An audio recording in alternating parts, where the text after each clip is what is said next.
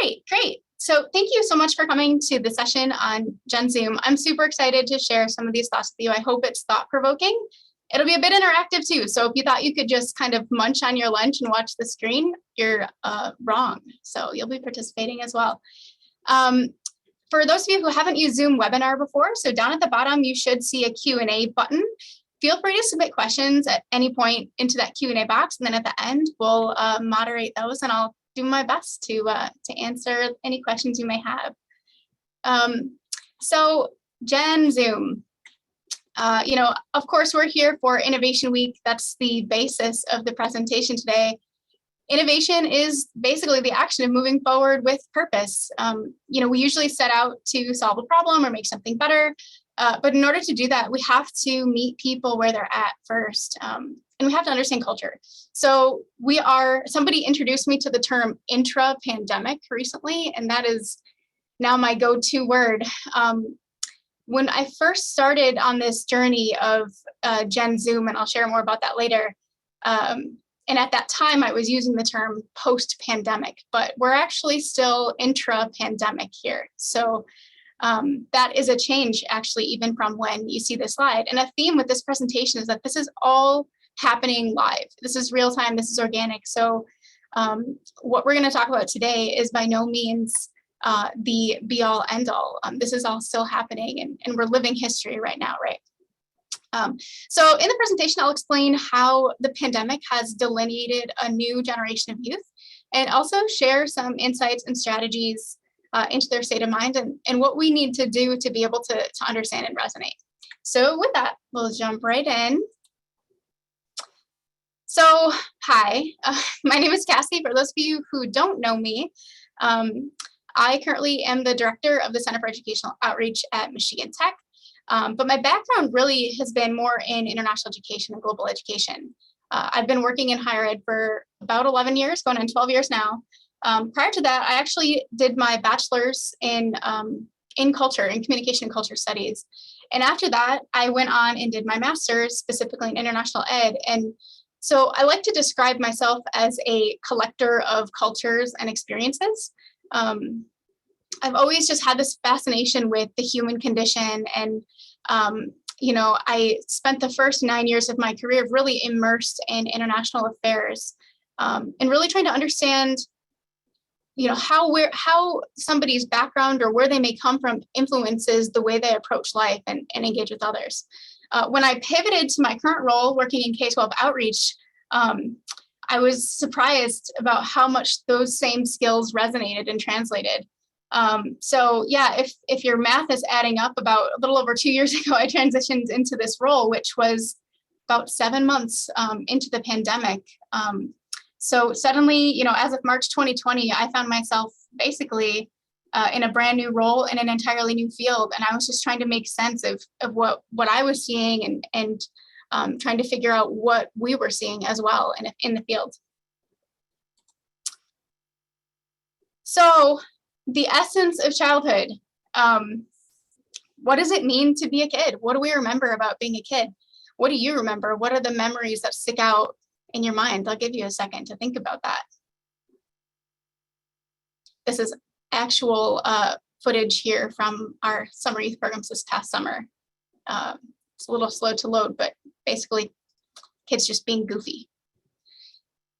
When I have asked this question to others in the past, most of the time people think about things like staying out to play until the streetlights came on and riding their bikes in their neighborhood or to the local ice cream shop or wherever they wanted to go, hanging out with friends, hanging out with family, going to Disney World, Disneyland, sports and other interest activities, theater, whatever.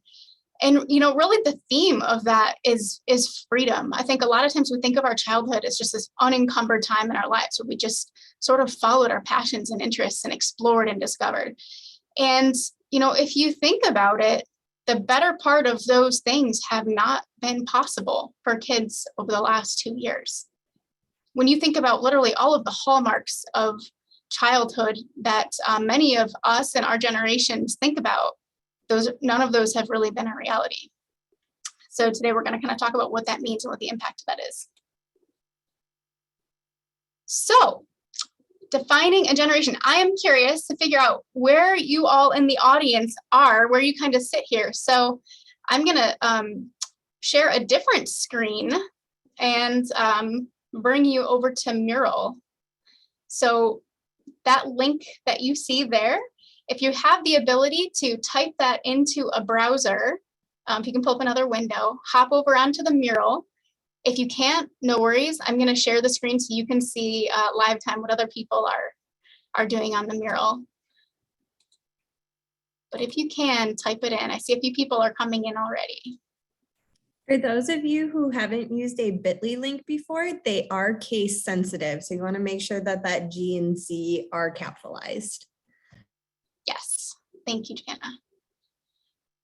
So on the Mural, you can use your mouse to actually zoom in and out, or if you're on a touchpad, whatever you use to zoom in or out. So zoom on over to this "What's Your Generation" spot, and now you've got some options. In Mural, if you double click, it will automatically add a sticky note. So if you don't want to do that, you can just simply delete it with the delete button.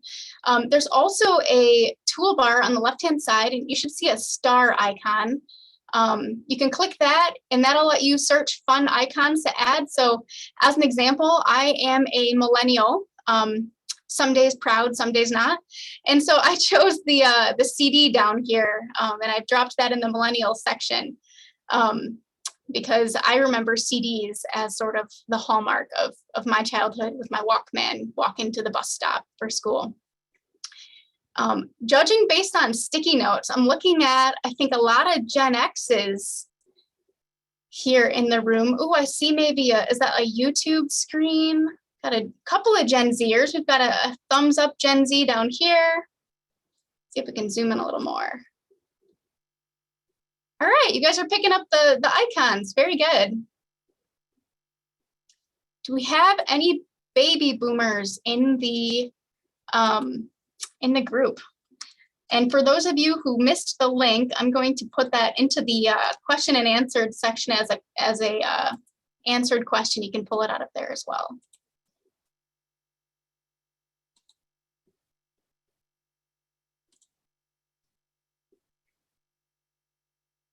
This is not a very well distributed group. We're pretty centralized here in two quadrants.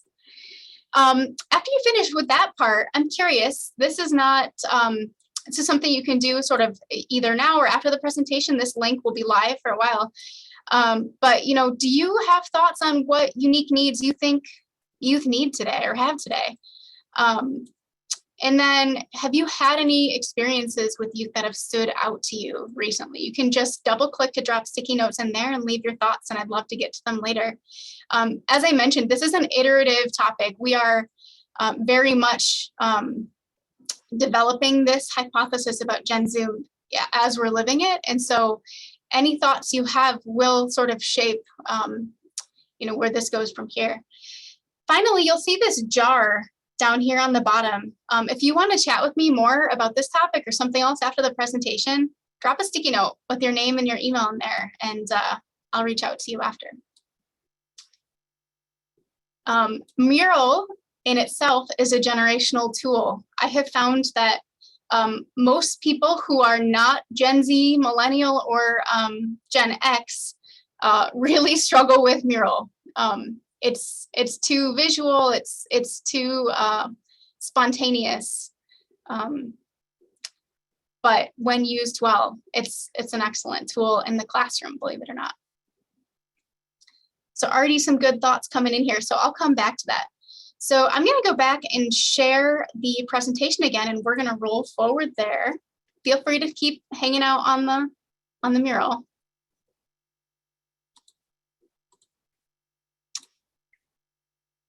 All right. So yeah, when we think about generations,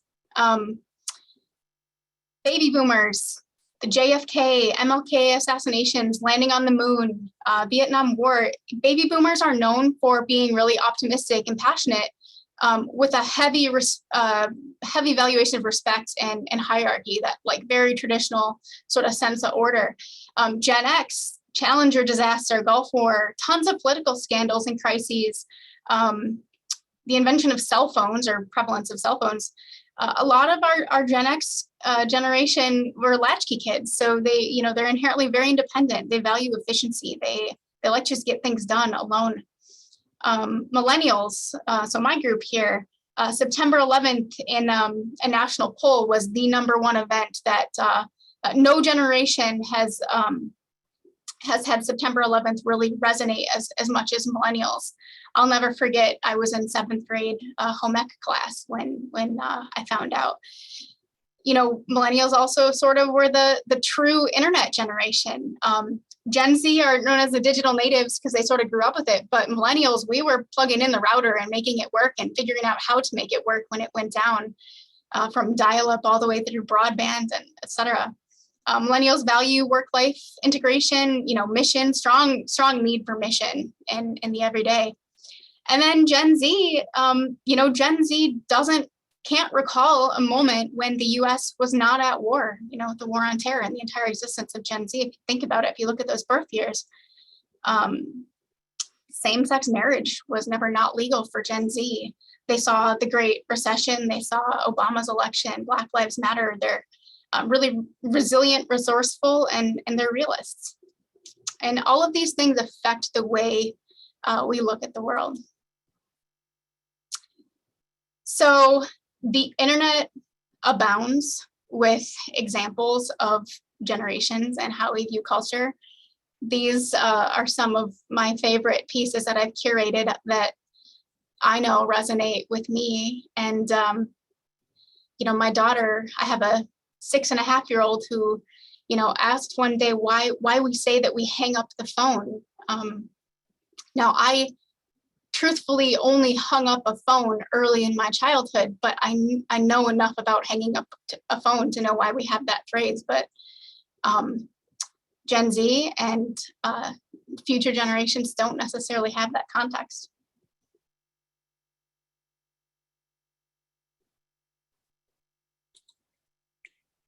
So when we think about, all of these moments through history that have defined our generations, there's a timeline here. And, the current research about Gen Z has said that, the people who study generations professionally, really estimate that birth year, that ending birth year is 2012. So basically that means those who are about 9 right now and up would be part of Gen Z.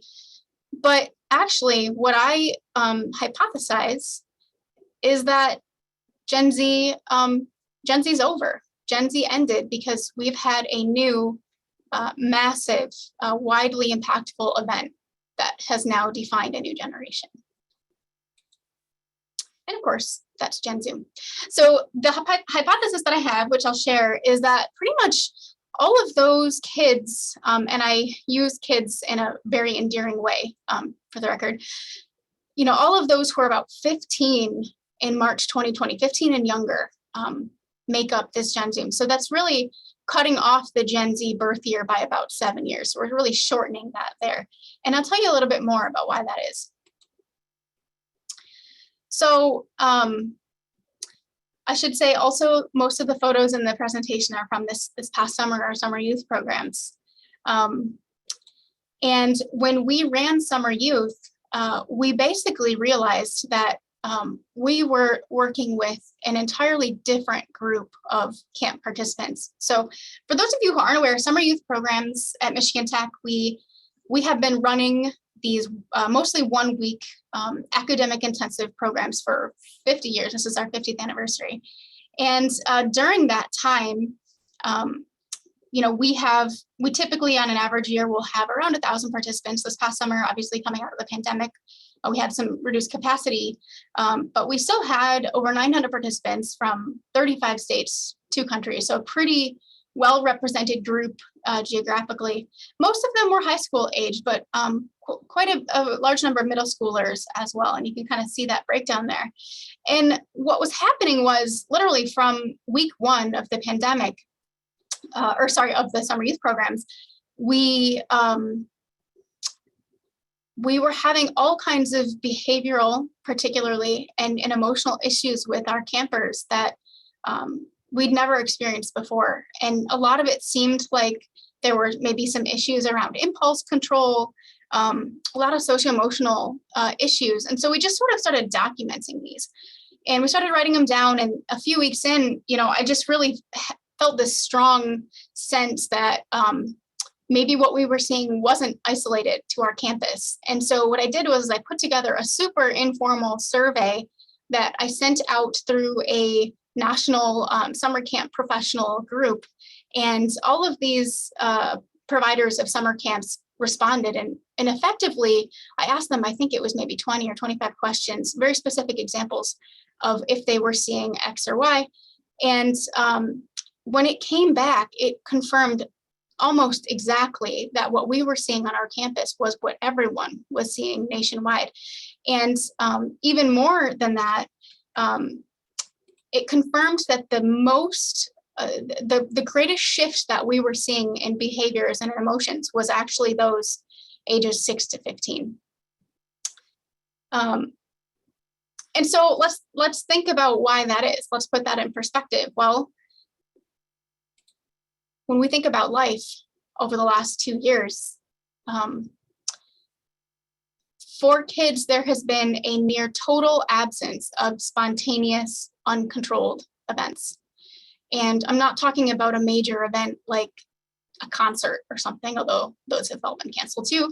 I'm talking about not going to a school and choosing the food you put on your cafeteria tray for your lunch. That seems really minor. But when you add up all of these micro experiences, it does add up to a whole, right? So, thinking about, you're muted, the mute button. I would probably have given anything at the age of 13 to have the ability to fully form my thoughts before I unmuted myself in a classroom and shared them in front of my peers. Didn't have that. We just had popcorn Cassie. Now you read next from this history book, and you better be paying attention to where we left off. So, the idea of this mute button where they've completely controlled when they're heard and how they're heard. Same with the camera. When you have the ability to not be seen, and you're 13, 14, 15, and you're very self-conscious of what you look like, and maybe you have acne and braces and whatever else, you only turn that camera button on when you are ready to be seen. So what does that mean about when you turn that camera button on?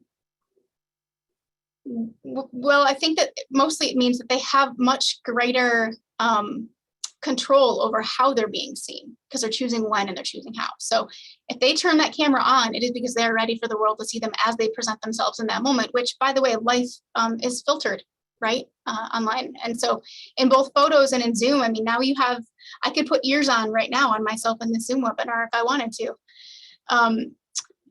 Masking, the mask up movement, and then, mask down and mask up, and mask only outside and mask only within 6 feet of another person.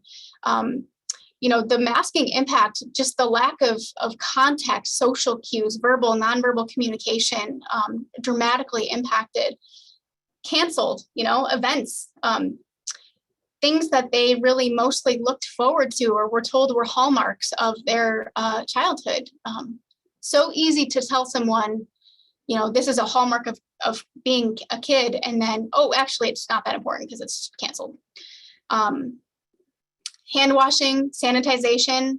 My 6-year-old is very, very concerned about germs. We talk about germs all the time, and just very hyper conscious of germs. And what is the impact of that on this generation? And then the isolation. Time and again, when you talk to youth, they talk about, even if their parents were going to work still in person or whatever their situation was, they've been alone in their homes more than any other generation in history. And that isolation, that physical isolation and emotional isolation is a big deal. And that plays out as well. The change up of how many times during the pandemic have we said, for example, you have to wear a mask, but cloth masks are fine. And now it should be a surgical mask. Well, it should actually be an N95 mask. Actually, you don't need a mask because they're not that effective. You should wear a mask here, but not here.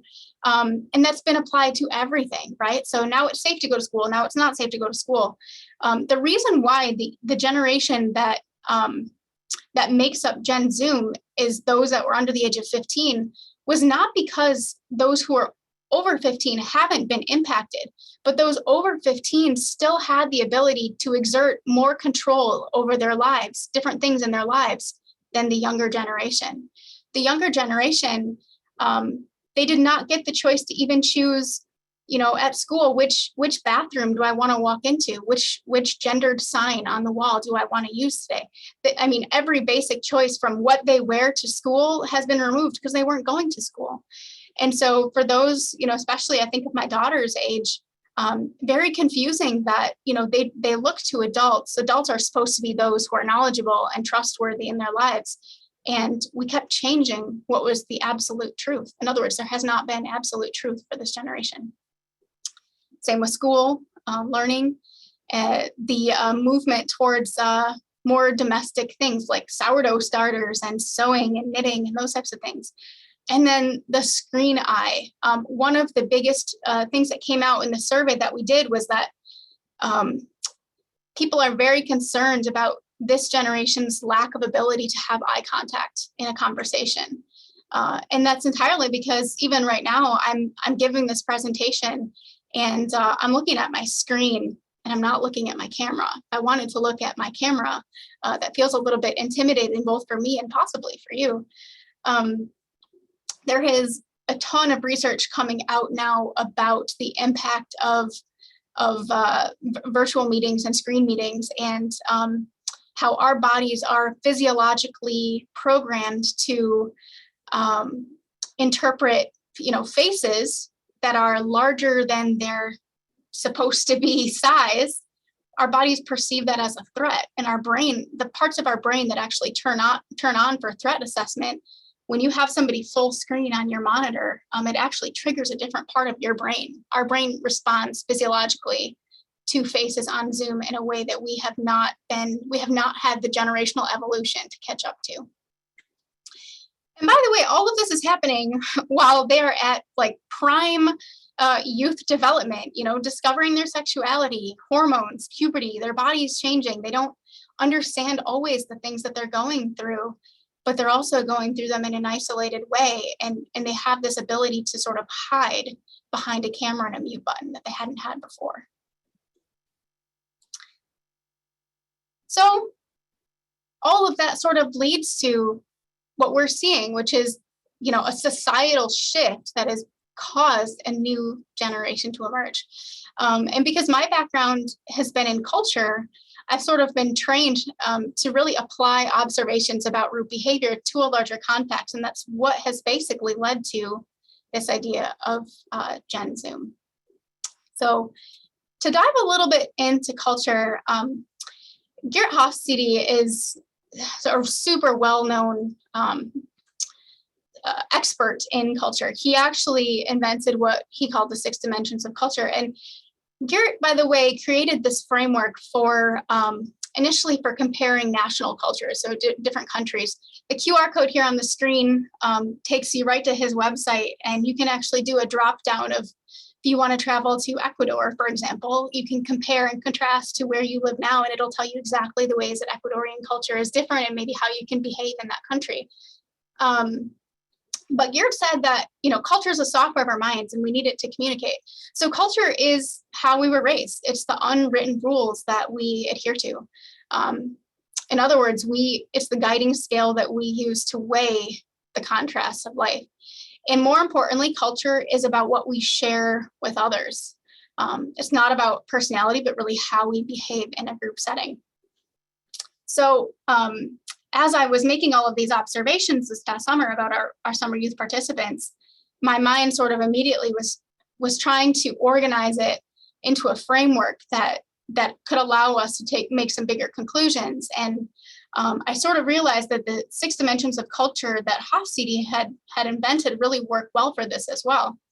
Those 6 dimensions are individualism, which sort of centers around how individuals interact in a society. The US is highly individualistic compared to China, for example. Power distance, which is how we behave when there are structural inequalities. So you're in a board meeting, for example, how easily do you express that you disagree with the president of of the organization. In some countries, doesn't matter if you disagree, would never, ever dare to say a word. But countries like the US, which has pretty low power distance, we feel perfectly fine most of the time to express things regardless of roles or structures. Uncertainty avoidance. So, this is sort of like the ability of a society to go with the flow, to accept unknowns, and the desire for fixed habits and rituals. Future orientation, sometimes it's called long-term orientation. So long-term oriented cultures believe that the world is in constant flux and you have to prepare for the future. So you see cultures that are long-term oriented really heavily value saving and thriftiness. So for example, China is a great example. Perseverance, persistence, relationship hierarchies. Short-term oriented countries like Venezuela, for example, emphasize quick results, face saving, leisure time, personal stability, and the US falls pretty middle of the road with regards to this. Indulgence. So in indulgent culture, it's good to be free. You kind of do what your impulses want you to do. Indulgent countries tend to value status symbols more. So, do you have the latest iPhone? Do you have a 4-bedroom, 3-car garage house and you're a couple of 2? Those are important versus in restrained cultures, those are important. And then, paid time off is more prevalent in indulgent countries that value that leisure. Masculinity, this is one of those terms that might be a bit outdated from Hofstede's original work, but this is the extent to which cultures have prescribed gender roles. So, men are tough and women are beautiful, but also how acceptable is it to be competitive? In feminine societies, so like Sweden and Norway, a lot of Scandinavian countries are quite feminine. Genders are emotionally closer. It's more acceptable for men to cry and so forth. So this is sort of the base framework that Hofstede had. And you can see how there might be some ways that what we're seeing with Gen Zoom can kind of fall along these lines as well. So what we sort of did next is we took the behaviors we were seeing with Gen Zoom, and I took Hofstede and I sort of started slotting them in different places to see how they might line up. And what we sort of found was that on the lower end of scales, Gen Zoom, keep in mind, they've been pretty much confined to their homes. Most of their relationships over the last 2 years have been with their immediate family and, their bubble people, right? So they're actually placing a much higher value on collectivism, really valuing family input in every decision in their lives. They've sort of been the only true relationships in which they've been able to be vulnerable. Power distance. This was one of the most shocking things for us this past summer with respect to our summer youth programs. Our participants were openly, unabashedly engaging our counselors in topics that we would have previously deemed not camp appropriate. And it's not because we, don't have open views towards a lot of things, but more so we're always conscious of making other participants feel uncomfortable about talking a subject maybe they don't discuss at home or something like that. We had a lot of issues with setting those boundaries with our participants this year who really wanted to talk about things, particularly gender issues and sexuality issues. And they've been, parked in front of a screen with access to the entire World Wide Web for a couple of years. So they're much, much, much, much more perceptive about the world and ready to engage in those topics. Uncertainty avoidance, so low. The ability to deal with the unknown for this generation has been dramatically reduced. And if you think about Zoom school, or even, face-to-face school where teachers can't predict if they're going to still be face-to-face 2 days later or a week from then.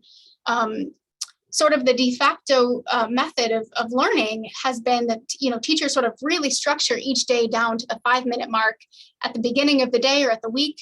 Students get a full timeline of everything that they'll be learning, all the topics, where the links are, all the resources, all of that.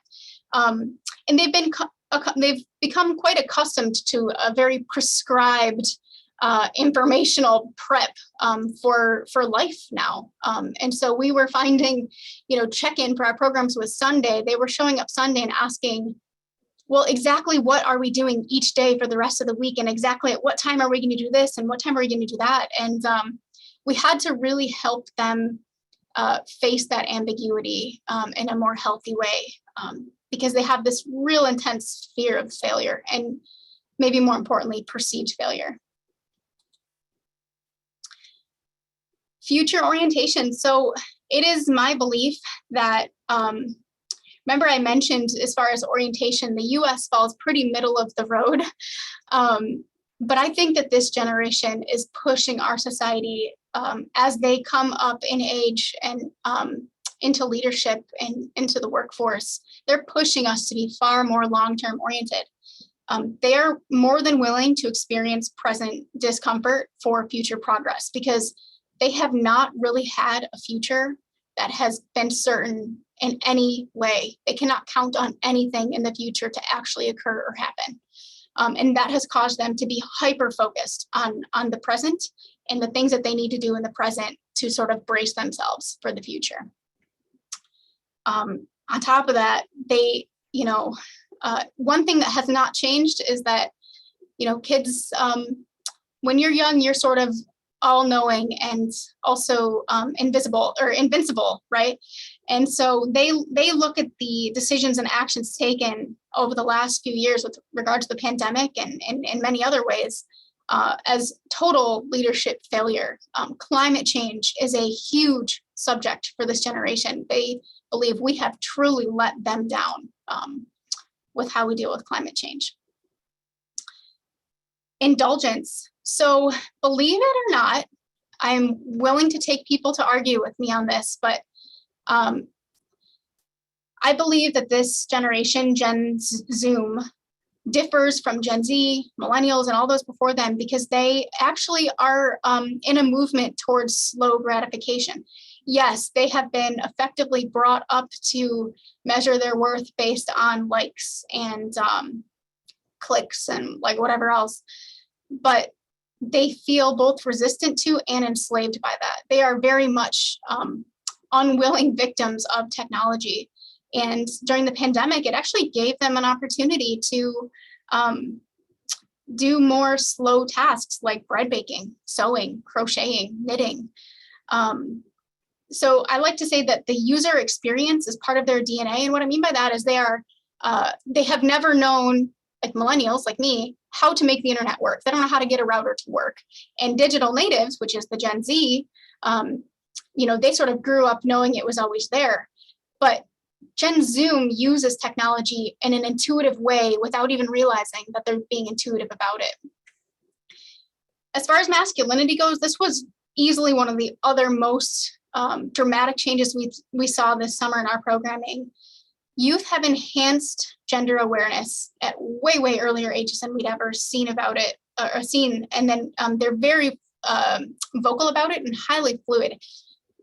So pre-pandemic in our summer youth programs, we would have on average maybe 2 to 3 participants who would come to programs identifying as transgender, meaning that at the time that they registered, often their parents would call us first and say, my child needs these accommodations. Is this something you can do, et cetera, et cetera. This year, we had closer to 40. That is a monumental change over the past. But what we saw was actually not that we had just this huge influx in the number of actual transgender participants. More what we saw were participants arriving at camp and then day one saying, as soon as their parents drove away, actually, I'm non-binary, or actually, I identify as, this other gender. Actually, I want to be called this other name. Can you make me a new name tag? Can you re-room me? Can you whatever? And so I think that the big takeaway with Gen Zoom is not that there's necessarily this real, actual, measurable change in in their gender identity, although there's certainly some of that. They've also grown up with gender neutral as a term that they've now grown up with their whole lives that previous generations hadn't. But I think that they're just honestly label averse. Again, they have been living in a cameraless, muted experience for 2 years. When they turn that camera on and they unmute, they are the person they want to be. They go to Zoom, they rewrite their name in their Zoom box to be whatever name they want to be called. They're not going into restrooms at school where they're having to pick a gendered sign. I mean, they have really been able to have complete freedom for exploration here. And I think that more so the takeaway is that we older generations, we don't know how to deal with that because we are very label oriented and sometimes in a toxically positive way where it's like, oh, so you must be non-binary. And they're like, no, actually, I just prefer to be called Matt. And it's like, oh, okay. So, the way that they experiment and explore, we have seen that their gender has been one of the only things they can really control over the last 2 years. And so we need to adapt better with that.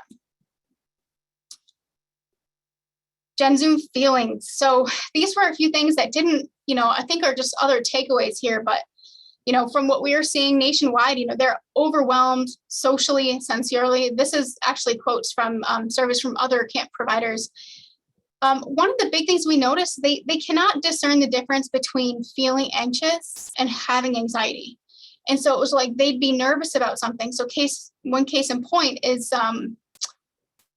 we'd never had this issue before, but participants were actually paralyzed by fear of walking into the cafeteria and putting their lunch on a tray and sitting down. We actually had to train our counselors on how to train participants on how to feel comfortable using the cafeteria. We actually had to have counselors build that into what they were doing with our participants and actually go through a walkthrough with them because it was so overwhelming to them to walk into a cafeteria with 300 students in it. And what if they didn't get in the right line? Or what if they got mashed potatoes instead of French fries? I mean, these are things that we, other generations, look at and it's like, well, it's still a potato, but they're so hinged on not having had practice with facing these things that it's been very challenging. And so what we kept hearing was, no, I have anxiety, I can't do that. It's like, well, you can feel anxious without having anxiety. You can also have anxiety and feel anxious, but sometimes there is a difference.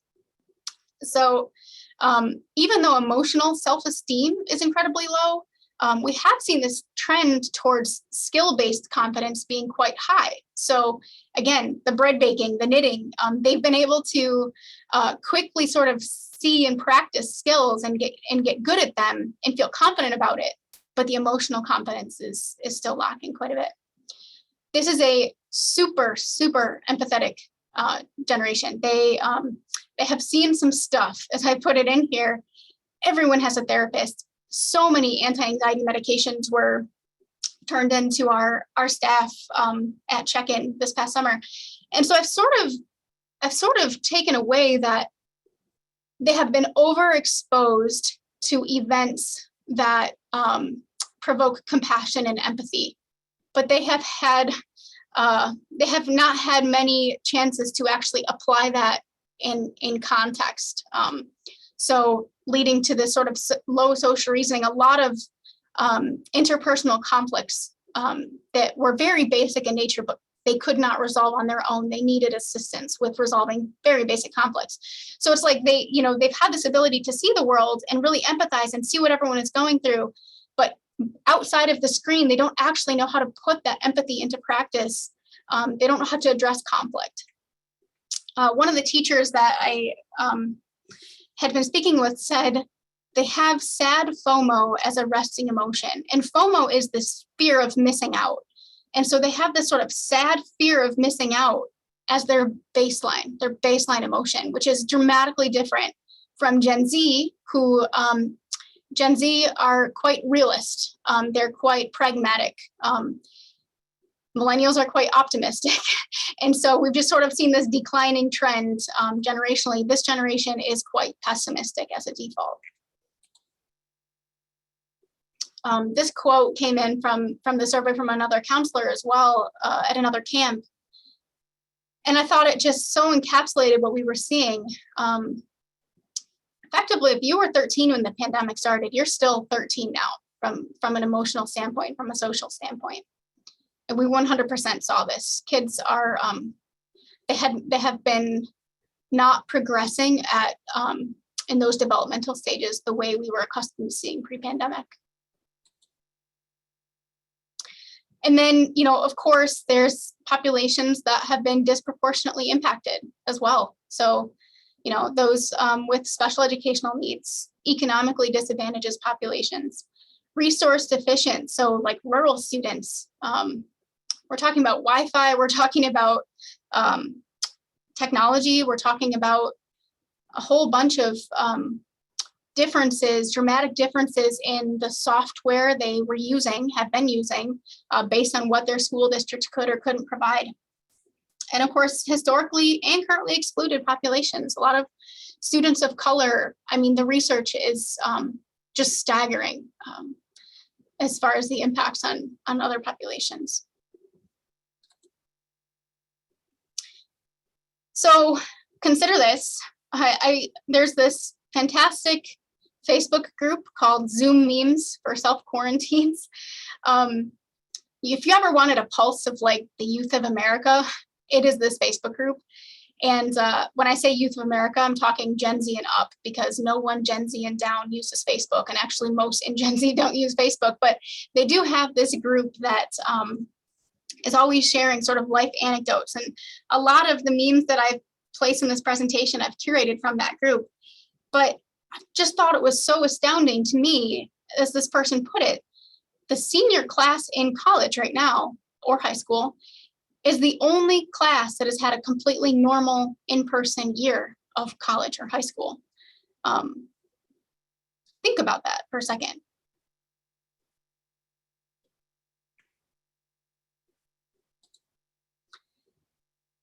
When we think about that, and we think about how Gen Zoom is defined by a pandemic, and that we are still living intra-pandemic, we need to work now on how we can resonate and relate with this generation. And so you see this Twinkie here.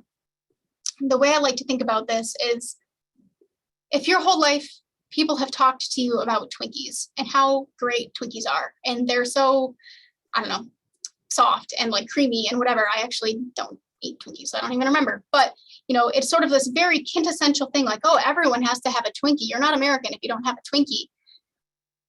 Imagine if you've never had one. It doesn't mean anything to you. People can tell you how good it is until the end of time, but you can't, unless you've had it and experienced it, it really doesn't mean anything.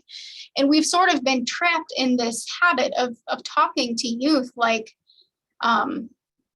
oh, prom is this wonderful experience. Graduation is so important, so pivotal. Oh, canceled. I mean, they literally do not, we are trying to relate to them on things that they have no concept or confine to understand, because they have not had the firsthand experiences or even any similar experiences to base their judgments from. So as this generation comes up and comes into college and the workforce and other places, we need to dramatically change how we engage with them. And by the way, I said, again, March 2020, those who are 15 and younger, those kids will be on college campuses next fall, fall 2023. So it's going to be sooner than you think. So some strategies to implement. Start by seeking ways you can empathize. When you're working with youth, I mean, they have been through a lot. Think about ways that you can really put yourself in their shoes. And I hope that I've been able to give you that perspective in this presentation. That was sort of my intent. Seek to personalize whenever possible. Yes, we can send mass emails where we just BCC every email address or whatever. They have been so generalized in so many ways. And I'm speaking as I'm generalizing them as a generation, that the most simple things, like literally addressing an email just to them directly, do that whenever you can. That goes a long, long way. Even though they prefer to communicate by text message, they still seek people to actually engage with them face to face much more than you would believe. Put that invitation out there any chance that you can when you're able to. And of course, there's technology out there to make some of this better. That's not just simply a BCC message.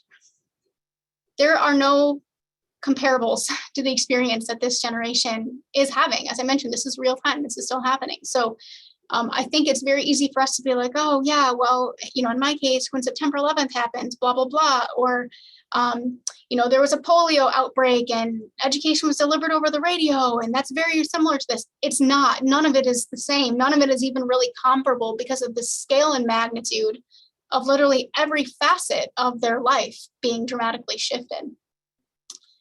And remember, there's the phrase about we may all be in the same storm, but we're not all in the same ship. Some of us are in freighters and some of us are in kayaks. I mean, it makes a huge difference. And that's that piece about access and privilege and where we start.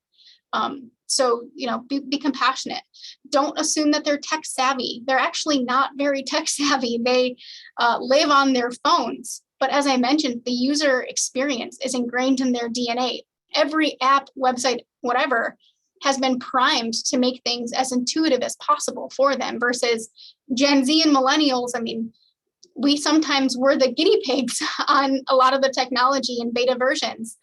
A lot of these students can manage their phones super well, but you give them an actual mouse connected by a cord to a computer, and it takes them a little bit. And so don't assume that they're as tech savvy as you might think.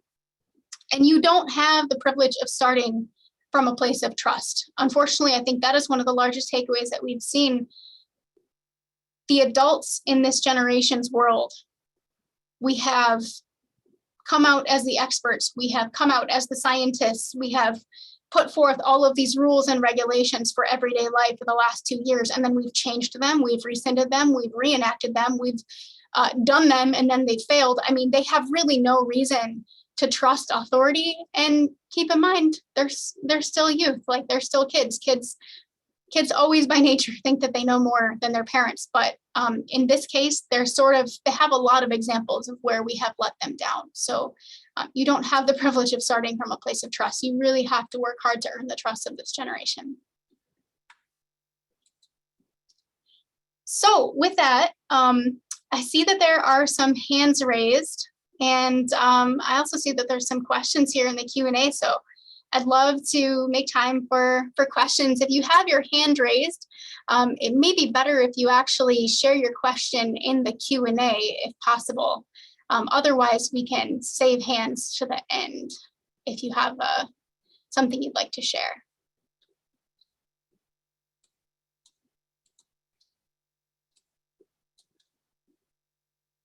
All right, so first question is, we've been seeing Gen Z more involved in advocating for social issues like Black Lives Matter. When working with high school students, have you seen greater interest in advocacy? Yes, hands down, yes. That's that high empathy for humanity piece, 100%. One of the greatest issues that we had actually in our programming this year was that, there's those things called perler beads, where it's like beads you put in the little shape and then you iron over it and it makes, a melted shape. Anyway, the number of pride flags that were made at our camps this summer, and like pride flags of every variety of colors, designs, shapes, flags with color representation that even I wasn't aware of. It sort of became somewhat of an issue because then they were being used almost as tokens of like, well, you're not, we can't maybe talk because you don't understand my pride flag or whatever.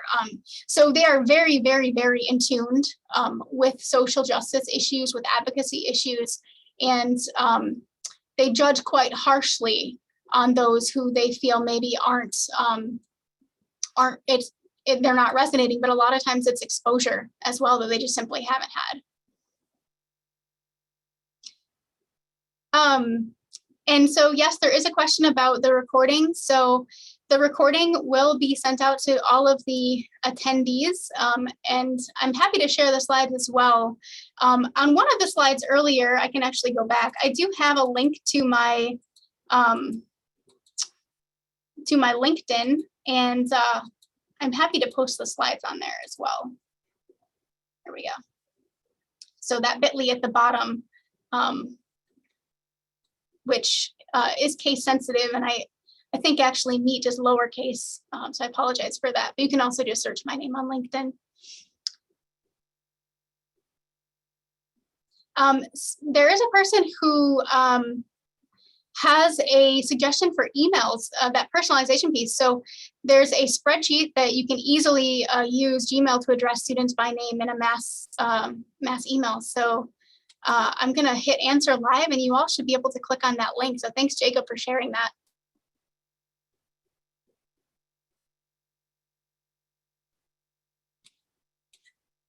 Are there other questions out there? Oh, yes. Okay. So will you make your survey of summer programs available? So when I sent this out to our network, I had told them that the survey results would be used just internally for our purposes. So I'm not comfortable sharing that without the consent of all of the other contributing members. So unfortunately, I'm not going to share the survey results at this time. I do hope actually, so where I'd like to go with this next, I'm actually looking for someone to collaborate on to ideally somebody at a school where we could maybe do a new survey, and it would actually be directed at students, because another really important part of this conversation, this is just our observations about youth and us making a hypothesis and drawing conclusions about that. The youth voice is markedly absent in all of this, and that's the most critical perspective of all, right? So that is the next step for me here, would be to be able to do that.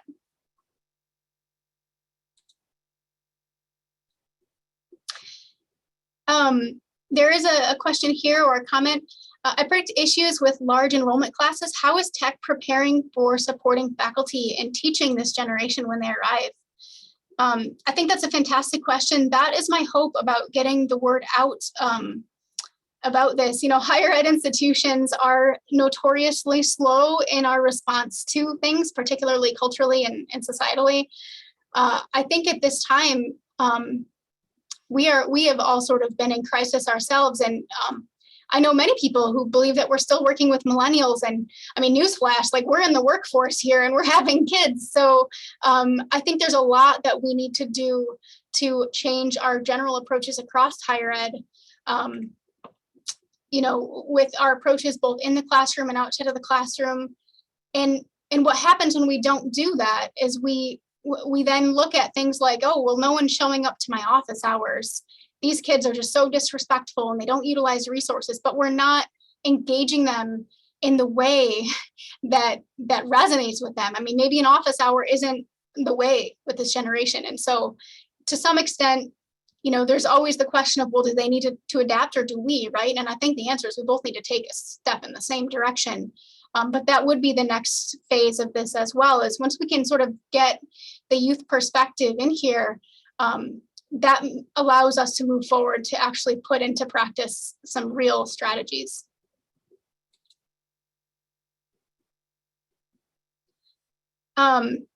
You know, there's another comment in here. Online education has been around for a while, and then all of a sudden it's everywhere.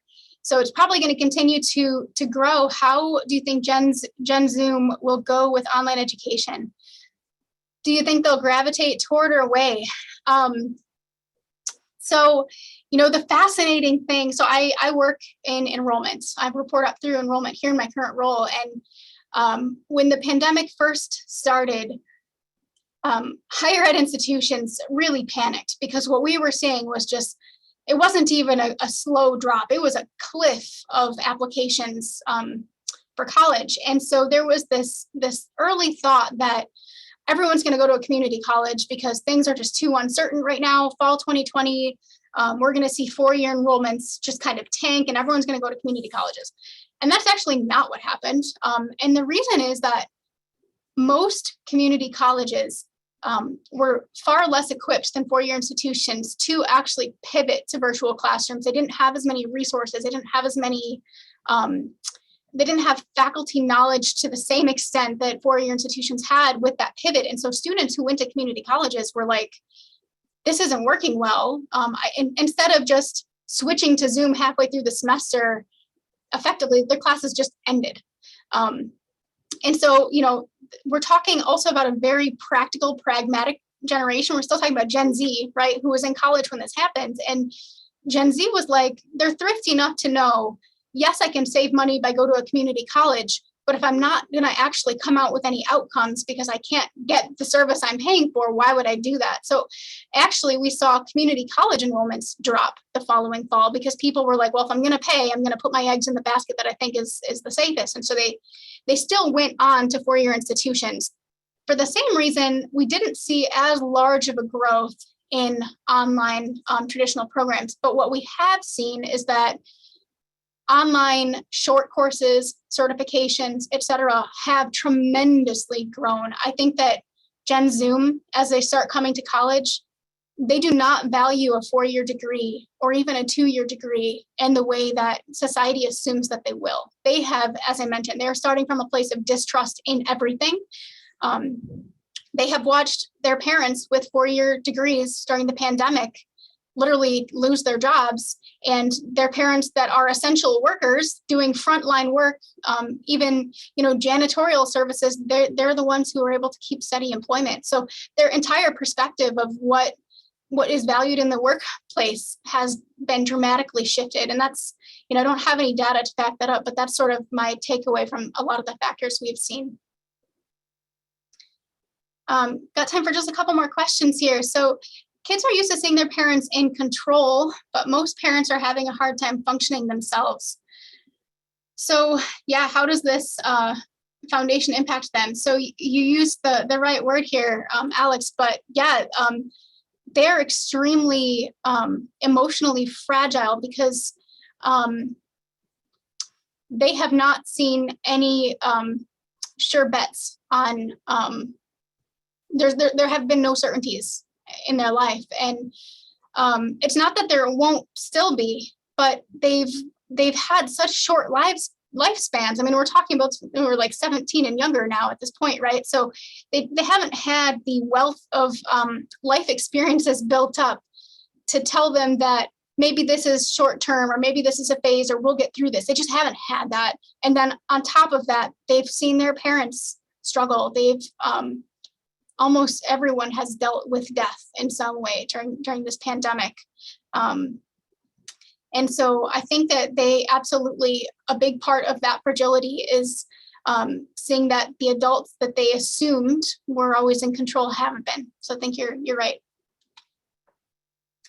Another question here, we also saw unique challenges this past summer. How do we support kids who are super overwhelmed and stressed by camp chaos? Yeah, we could have a whole separate session on successful programming for Gen Zoom and to tackle some of these pieces. But summer experiences, summer programming, it is like the first sort of quote back to normal, but it's not back to normal for them. It's oftentimes their first experience. I think it was 79% of our participants last summer where it was their first time ever at one of our programs, which also means it may be one of their first times actually sleeping away and doing a program since they've been old enough to do so. So we had to we took a lot of models actually from our college orientation programming of literally walking students through, hand-holding through the first few days to help them build up a routine. We took a lot more classes escorted to their rooms this year, helping build social bridges for them. That's a skill that many of them haven't had. This year, we completely tore down literally every element of our normal summer programming and rebuilt it because we had been doing surveying throughout the pandemic, trying to get a gauge of how students' needs were changing. And the biggest pieces were that mental health was critical. That was like number one. So we implemented mandatory outdoor experiences for every camper that came. Every single camper went hiking on our programs this year. we also built in service learning for the first time, because a lot of parents were concerned about students, their realm of existence being confined to a screen, not realizing the world around them also had needs beyond the screen. And so we implemented service learning, volunteer service for every group as well. So we implemented a lot of pieces that we felt were much, much, much more important for socio-emotional growth than normally we might have just had outdoor games or something like that. But we revolutionized the time that we had with participants during their waking hours and how we could use those to help them build skills that they haven't been able to over the last 2 years. So I know that this is a lot. I've been thinking about this topic for 9 months now. I've had a lot of time to formulate this. I know that there's a lot to digest here, and I hope that you all were able to take something useful away. I want to go back really quick to the mural.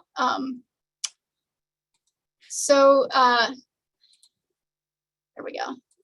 So you can see I do have the jar down here. If you still have the mural link open, you're welcome to drop your name and email in the jar. I'd be happy to follow up with you. We can have more conversation. And if anyone has similar experiences or is interested in collaborating on continuing to develop this idea, I would love to connect with you as well.